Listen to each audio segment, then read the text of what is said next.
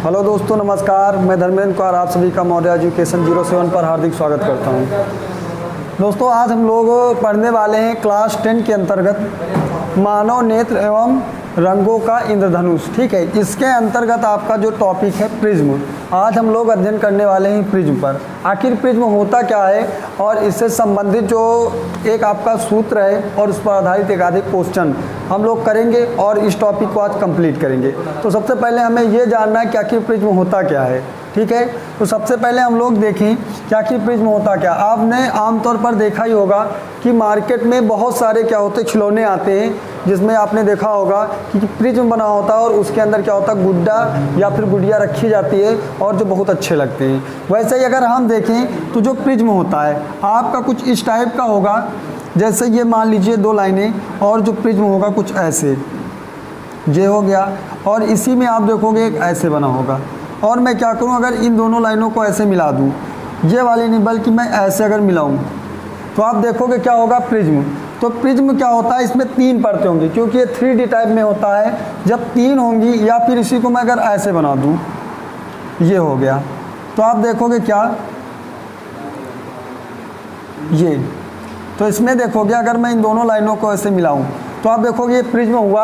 और देखो इसमें क्या हो गया, एक और एक ये, यानी देखोगे ऊपर और ये नीचे हो गया, और इसमें टोटल 3 पृष्ठ हैं। एक ये है, एक ये है और एक इसके पीछे है। तो टोटल 3 पृष्ठ हो गए, और एक ऊपर और एक नीचे। ठीक है, तो इस प्रकार से हमने देखा कि जो प्रिज्म इसी टाइप का होता है। और इसी में क्या होता है, यही नहीं, जैसे कोई गुड्डा या गुड़िया आप देखोगे इसके अंदर रख दिया जाता है, और देखते हैं क्या वो चारों तरफ से 3 ही ओर से दिखाई देता है। तो प्रिज्म की बात करें, और अगर मैं देखूँ टॉपिक में देखना है मुझे कि प्रिज्म, और मुझे इस पर अध्ययन करना है और अपवर्तन करवाना है, तो मुझे पूरे की ज़रूरत तो है नहीं। अगर मैं इसका क्या करूँ, केवल इतना वाला पार्ट ये उठा लूँ, ऐसे इतना ये वाला पार्ट उठा लूँ, और इसमें अगर मैं चेक करूँ तो यही हमें क्या दिखाई देगा प्रिज्म, क्योंकि मुझे पूरे की आवश्यकता है नहीं, जितने की आवश्यकता है मैं उतना निकाल लेता हूँ। तो सबसे पहले आपको पता चल गया होगा कि प्रिज्म होता कैसे है। ठीक है, अब हम लोग अध्ययन करने वाले हैं प्रिज्म के बारे में। चलिए, अब जैसे मान लीजिए एक आपके पास प्रिज्म है, थोड़ा बड़ा सा बनाते हैं। ये आपका जैसे प्रिज्म है ये, तो प्रिज्म में आपने देखा होगा कि जो प्रिज्म होता है वो क्या होता है, ये पारदर्शी होता है। पारदर्शी होने का मतलब ये हुआ कि इसमें क्या करोगे, तीनों ओर से आपको दिखाई देगा। ठीक है, पारदर्शी का मतलब होता है जिसके आर पार देखा जा सके, और अपारदर्शी का मतलब होता है जिसके आर पार ना देखा जा सके। ठीक है, वैसे ये होता है। अब मान लीजिए जैसे ये कोई प्रिज्म है, तो किसका बना होगा, सिंपल सी बात है कि ये किसका बना होगा, कांच का होगा। और जो ये बाहर वाला है ये क्या है, वायु है। क्या है, बाहर वाली वायु है, और ये कांच है। अब जिसमें जब देखोगे तो हमें पता है कि जो वायु होती है वो विरल होती है, और जो कांच होता है वो सघन होता है। ठीक है, तो हमें भी पता है कि जब हम यहाँ से कोई किरण किसमें, किसी विरल माध्यम से सघन माध्यम में जाएगी, तो मुझे भी हम लोग देखेंगे क्या कि जैसे मान लीजिए ये क्या है, ऊपर वाला कैसा हो जाए सघन, और नीचे वाला हो जाए विरल। या फिर क्या कर लें, ऊपर वाले को विरल मान लेता हूँ और नीचे वाला जो हो जाएगा क्या, सघन। और जब इसमें कोई किरण आती है किसमें से, विरल से सघन में, तो ये क्या होता है, अभिलंब की ओर झुक जाती है, जबकि जाना इसे ऐसे चाहिए था। ठीक, तो वही नियम यहाँ पर भी लागू होता है। और हम देखेंगे कि जैसे मान लीजिए एक पृष्ठ है, ये एक पृष्ठ है, और पृष्ठ में मैंने मान लिया कि एक किरण इस पर अपवर्तित करवाते हैं। जैसे मैंने एक किरण इस पर ली, जैसे ये किरण मैंने इस पर अपवर्तित करवाई ऐसे।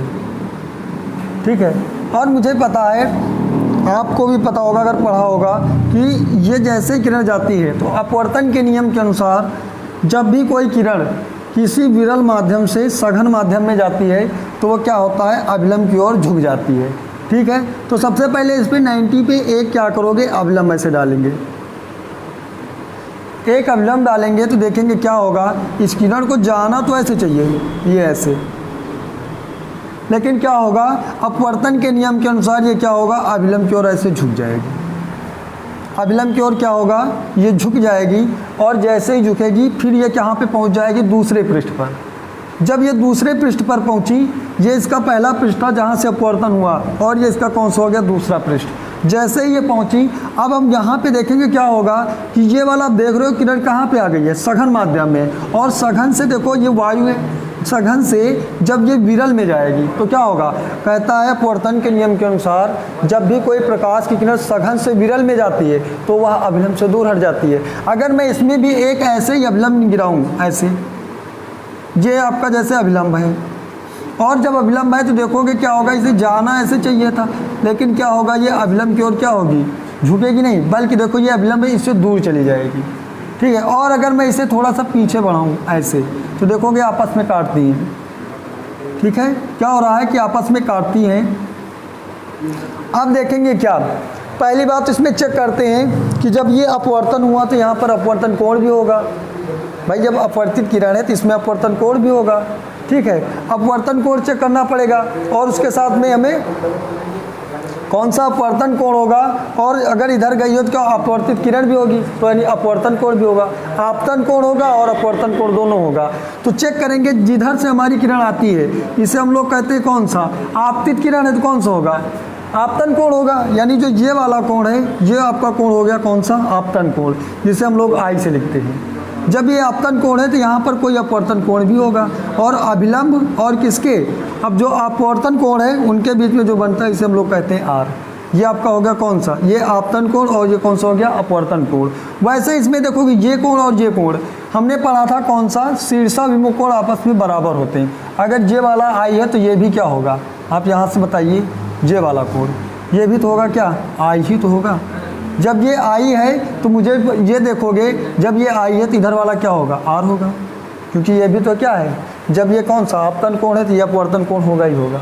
दोनों आपकी समझ में उम्मीद है आ गए होंगे। अब हम आगे देखेंगे, जब ये हो गया आई और ये आर हो गया, इसी तरह इसमें ये आई है तो ये भी ये आर हो गया, तो देखो ये किरण जा रही कहाँ पर, बाहर की ओर। जब मैंने इसे पीछे बढ़ाया तो देखो ये एक जगह पे काट रही हैं, और जहाँ पर भी ये काटती हैं तो आपने प्रीमेय पढ़ा होगा 7 या 8 में ही पढ़ा दी जाती है कि जो अंतःकोणों का योग होता है, अंतःकोणों का जो योग होता है बाह्य कोण के योग के बराबर होता है। यानी जो आपका ये वाला कोण है जितना भी होगा, मैं मान लेता हूँ कि ये कोण आपका 20 है, और इन दोनों का जितना भी योग होगा दोनों के बराबर होगा। समझ में आया, यानी जिन दोनों कोणों का योग इसके बराबर, यानी अगर ये 20 है तो हो सकता है ये भी कितना हो जाए, मैं मान लेता हूँ ये 15 है और ये हो जाएगा फिर 5, यानी इन दोनों को जोड़ोगे 20 आया, तो ये भी कितना है, 20 है। उसी तरीके से इसमें होगा, आप चेक करेंगे जो इन दोनों कोणों का योग होगा वो इसके बराबर होगा। मैं मान लेता हूँ इसे क्या, डेल 1, और इसे मान लेता हूँ क्या, डेल 2, मैं इसे क्या मान लेता हूँ, डेल 2, और ये हो जाएगा क्या, डेल। समझ में आया। और देखो आप इनमें से देखेंगे कि कौन से कोण को क्या कहते हैं, सबके बारे में लिख लेते हैं और फटाफट इस पर एक क्या करते हैं, क्वेश्चन कर लेते हैं। ठीक है, थ्योरी लिखने का कार्य आपका है। मैं क्या करता हूँ, थोड़ी सी थ्योरी मैं लिख देता हूँ जिससे आपको थोड़ी सी हेल्प मिलेगी। बाकी आपके पास बुकें रखी होंगी, आप इससे लिख लेना। ठीक है, जैसे मैं मान लेता हूँ कि प्रिज्म, यानी प्रिज्म के बारे में क्या करें, अगर लिखें तो क्या होगा, प्रिज्म जो होता है एक प्रकार का कैसा होता है, पारदर्शी माध्यम होता है। पारदर्शी माध्यम होता है जो दो पृष्ठों से घिरा हुआ होता है, और जहाँ से दोनों पृष्ठ आपस में जुड़ते हैं वहाँ पे जिस कोण का निर्माण होता है उसे ए कहते हैं, जिसे हम लोग प्रिज्म कोण कहते हैं। कौन सा कोण होता है, ध्यान से सुनेंगे, प्रिज्म कोण कहते हैं। ठीक है, यानी अगर लिखना चाहें तो मैं थोड़ा सा लिखे देता हूँ। यानी क्या कह सकते हैं, जो प्रिज्म होता है, प्रिज्म एक पारदर्शी माध्यम होता है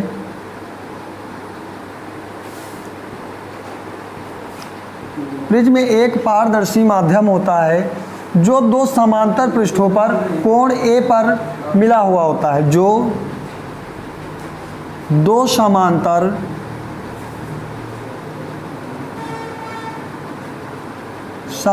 ये अलग है, पृष्ठों से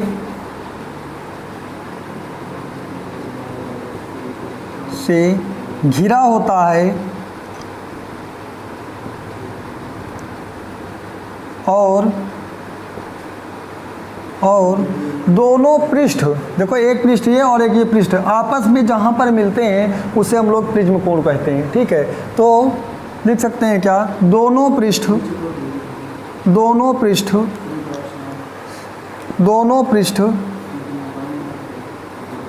आपस में जहाँ मिलते हैं उसे प्रिज्म कोण कहते हैं। उसे प्रिज्म कोण कहते हैं। ठीक है, यहाँ तक आपको समझ में आ गया होगा, उम्मीद है। इतनी थ्योरी आपके लिखना बहुत ही ज़रूरी था। अब इसमें से मैं बता देता हूँ कि कौन सा क्या कोण है, तो मैं इसके नाम भी ले लेता हूँ। जैसे ये आपका कौन सा कोण हो गया, प्रिज्म कोण। ये कौन सा कोण है आपका भाई, तो ये आपका प्रिज्म कोण है। ठीक है, इस वाले को हम लोग क्या कहते हैं, आपतन कोण। ये आपका आपतन कोण है, जिसे हम लोगों ने आई से लिखा है। और जो ये आर है, आर को हम लोग कहते हैं क्या, अपवर्तन कोण। मैं बाहर लिखे देता हूँ, जो आर आपका है वो क्या है, आर आपका अपवर्तन कोण है। अपवर्तन कोण है। कौन सा कोण है भाई आपका, अपवर्तन कोण है। कहीं कहीं पे आपको अब यहाँ पे ई भी मिलता है, तो जो ये ई मिलता है, जो ये वाली किरण है, इस किरण का जो नाम होता है उसे हम लोग कहते हैं क्या, निर्गत किरण। निर्गत किरण कहते हैं। इस कारण से इसके बीच में जो एक कोण बन के ई तैयार होता है, इसका नाम दे दिया जाता है क्या, निर्गत कोण। तो यानी ई जो होगा आपका क्या हो जाएगा, निर्गत कोण। ये आपका हो गया निर्गत कोण, दो हो गए। अब इसमें क्या बचा हुआ है, देखो ये जो आपका ये बचा हुआ है डेल। जो डेल होता है इसे हम लोग कहते हैं कौन सा, ये डेल जो डेल है इसे हम लोग कहते हैं कौन सा, विचलन कोण कहते हैं। विचलन कोण कहते हैं। ठीक, ये तो आपको पता ही ये क्या है, ये आपकी आपतित किरण है। ये आपकी क्या हो गई, आपतित किरण हो गई। और ये आपकी कौन सी हो गई, अपवर्तित किरण भी कह सकते हैं।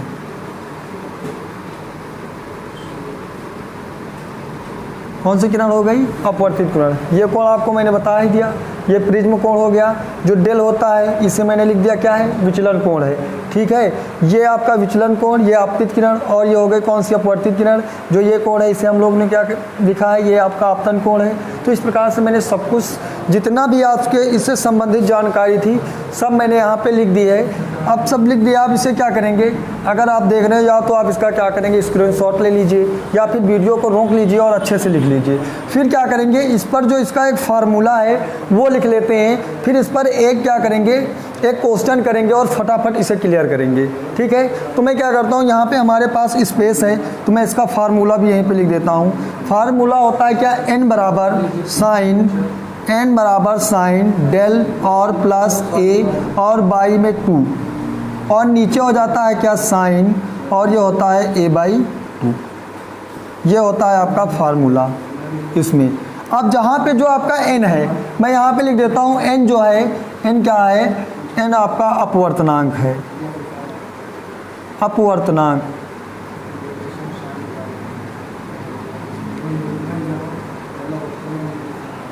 ठीक है, ये आपका क्या है, अपवर्तनांक है। ये अपवर्तनांक हो गया। डेल आपको मैंने बता ही दिया। ए आपका क्या है, ए आपका प्रिज्म कोण है।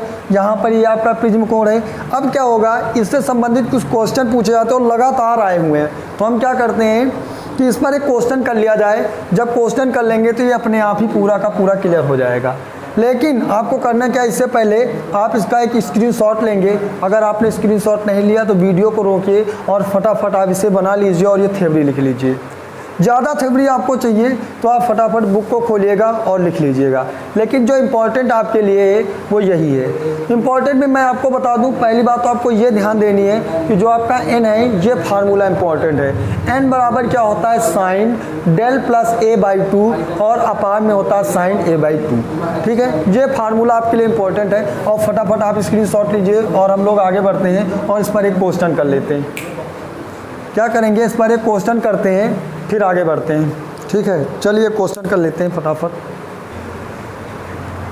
तो चलिए आज हम जो हमारा अभी डेरिवेशन मतलब हुआ है, यानी जो लिखा अभी हम लोगों ने क्या फार्मूला, अब उस पर क्या करते हैं, इसको करते हैं और सॉल्व करते हैं और इसको क्लियर करते हैं। ठीक है, तो जो आपका एग्जाम्पल है वो क्या कह रहा है, यदि 1.5 अपवर्तनांक वाले कांच के प्रिज्म का कोण 60 अंश है, ठीक है।